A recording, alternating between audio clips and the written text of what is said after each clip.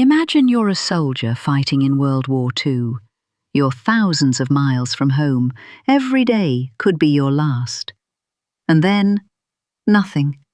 No letters from your wife, no birthday card from your children, no package from home. Not because no one cares, not because nobody wrote to you, because somewhere in Europe, millions of letters and packages were buried in warehouses, stacked floor to ceiling, waiting to be delivered. By 1945, nearly 17 million pieces of mail were sitting undelivered. Military leaders called it an impossible problem. Then they handed the job to a unit nobody expected could do it. Led by Major Chairty Adams, the women of the 6,888th Central Postal Directory Battalion had one mission: deliver the mail and restore hope to millions of American soldiers, and do it in 6 months. Their motto was simple: no mail, low morale. And what happened next would become one of the most remarkable and overlooked stories of World War II. Let's turn back the clock and discover how the women of the 6,888 did the impossible. Before the 6,888 could make history, black women first had to fight for the right to serve. When World War II began, nearly 350,000 women were serving in the US military. But black women faced barriers at every turn. Most branches either excluded them entirely or accepted only a small number under strict quotas. In May 1941, Congresswoman Edith Nurse Rogers introduced a bill that would allow women to join the army. At first, the proposal gained little support. Then came December 7, 1941. After the attack on Pearl Harbor, Americans rushed to enlist. For many black Americans, the decision was complicated. They wanted to defend their country, but they also lived with discrimination and second-class citizenship at home. Black men joined a segregated army, hoping military service would open new doors. Some fought overseas, while many others worked in support roles. Black women contributed to the war effort as well, building ships, airplanes, and other vital equipment on the home front. But many wanted to do more. In May 1942, President Franklin Roosevelt signed legislation creating the Women's Army Auxiliary Corps, or WAAC. Yet black women were initially left out of the opportunity. First Lady Eleanor Roosevelt and civil rights leader Dr. Mary McLeod Bethune pushed for change. Their efforts helped force the military to open the WAAC to black women, although their numbers would be capped at just 10% of the corps.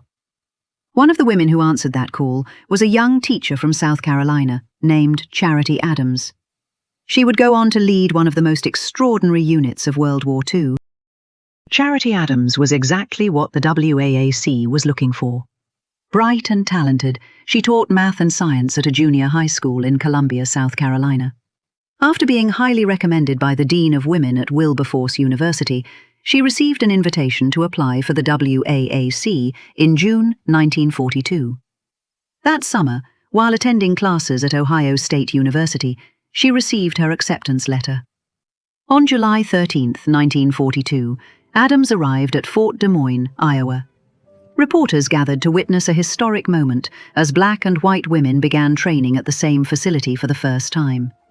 Unfortunately, the Army's leadership did not treat them equally. Racism remained deeply entrenched.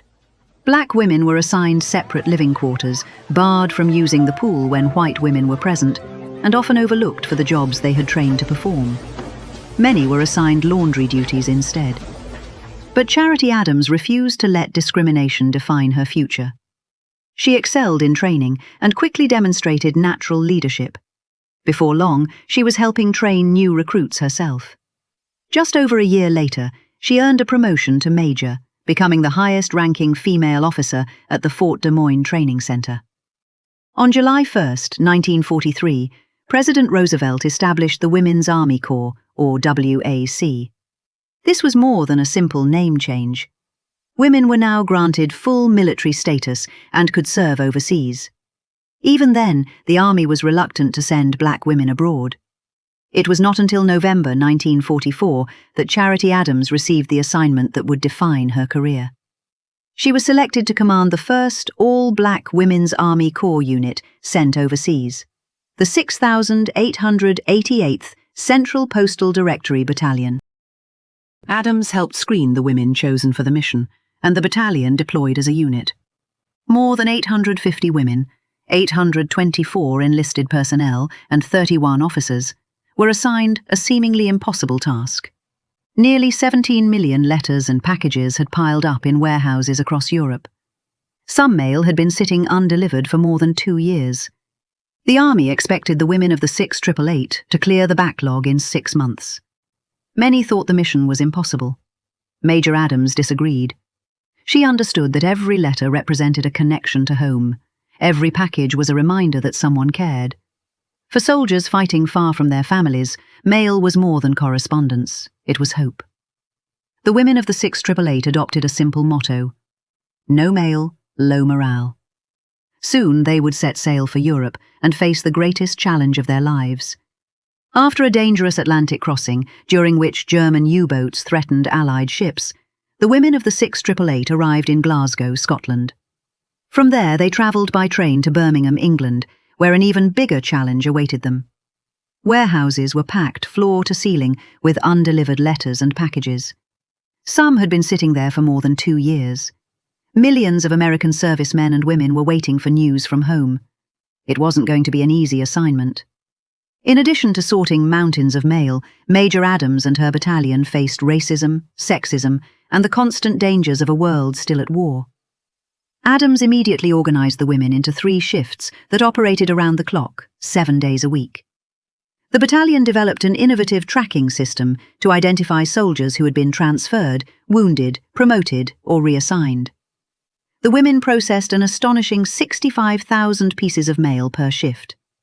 To keep everything organised, they created more than 7 million information cards, each containing identifying information that helped ensure every letter reached the correct recipient. Then, only weeks into the mission, Major Adams faced another challenge. A commanding general arrived for an inspection. Seeing only a portion of the battalion at work, he assumed the women were underperforming. When Adams explained that the battalion was operating in 3 shifts around the clock, he cut her off. The general then threatened to send a white lieutenant to show her how to command her unit. Adams stood her ground. "Over my dead body, sir," she replied. The confrontation nearly led to a court-martial, but Adams knew the regulations and refused to back down. In the end, the general was forced to withdraw his threat. Major Adams was not alone in leading the operation. She relied on a talented team of officers, including Captains Abby Noel Campbell, Beatrice Henderson, and Mary Kearney.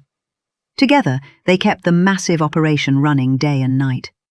Despite the obstacles, the women never stopped working. Day after day, week after week, they sorted letters, tracked missing soldiers, and reunited families with loved ones serving overseas. What seemed impossible soon became reality. The Army had given them 6 months to clear the backlog. They finished the job in just 3. Their success was so remarkable that in May 1945 they were sent to Rouen, France, to clear another massive backlog of mail. While they worked, history was unfolding around them. Germany surrendered in May 1945, bringing the war in Europe to an end. 4 months later, Japan surrendered, officially ending World War II. Some members of the 688 returned home, but others continued serving. The battalion completed one final postal assignment in Paris before the last members returned to the United States in February 1946. Their mission was complete, but their fight for recognition was only beginning. When the women of the 688 returned home, they received little recognition for what they had accomplished. There were no parades, no celebrations, and few people knew what they had achieved. Instead, they were handed their discharge papers and sent back to their hometowns. The war was over, but many of the battles they had faced before leaving remained. Racism and sexism were still a part of everyday life in America. Yet the women of the 688 continued to serve their communities. Many helped organize voter registration drives, raised money for black college students, and supported black-owned businesses. Some veterans were able to use their GI Bill benefits to continue their education. One of them was Elizabeth Barker Johnson, who attended Winston-Salem Teachers College and went on to teach for more than 30 years. Chairty Adams continued breaking barriers as well. In December 1945, she was promoted to Lieutenant Colonel, the highest rank attainable by a woman in the Women's Army Corps at that time. She left the military in 1946 and returned to graduate school, beginning a new chapter of her life. For decades, the accomplishments of the 6,888th Central Postal Directory Battalion remained largely forgotten. But history has a way of finding its heroes. In 2022, Congress awarded the battalion the Congressional Gold Medal, one of the nation's highest civilian honors. It was a long overdue recognition for the women who had delivered hope to millions of soldiers during World War II. Years later, Chairty Adams early reflected on her service. When I talk to students, they say, "How did it feel to know you were making history?" But you don't know you're making history when it's happening. I just wanted to do my job. Perhaps that is why the story of the 6,888 is so remarkable. They did not set out to become heroes. They simply answered their country's call, took on a mission many believed was impossible, and succeeded. Lieutenant Colonel Chairty Adams Early passed away on January 13, 2002, in Dayton, Ohio, at the age of 83. But the legacy she and the women of the 6,888 left behind continues to inspire new generations. Their mail was delivered. Their mission was accomplished, and their story will never be forgotten. If this story inspired you, join us as we continue uncovering the lives of women who changed the world. Subscribe to Heroines of History and keep the light of history alive. And let us know in the comments who your favorite heroine is. Bye for now.